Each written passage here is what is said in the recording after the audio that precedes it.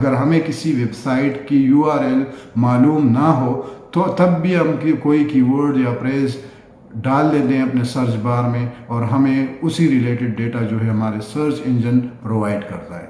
Ranking की बात कर ले तो हम अगर हम सोचते हैं कि सिर्फ गूगल ही हमारे पास एक सर्च इंजन है, तो हमारे पास मुख्तलिफ सर्च इंजन है जिसमें गूगल जो है वो नंबर 1 पे आता है रैंकिंग में, दूसरे नंबर पे हमारे पास याहू आता है, तीसरे नंबर पे हमारे पास जो है वो बिंग आता है।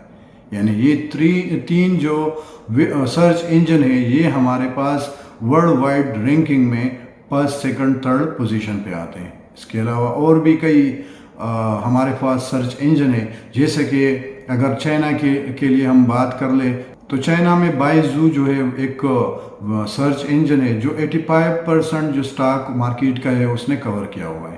रशिया की बात कर ले, यांडेक्स रशिया मार्केट में जो है वो 50% मार्केट उसने कवर की हुई है। 50% पॉपुलेशन जो रशिया की है वो यांडेक्स यूज़ करती है और बाकी 50% पॉपुलेशन जो है वो गूगल क्रोम को यूज़ करती है।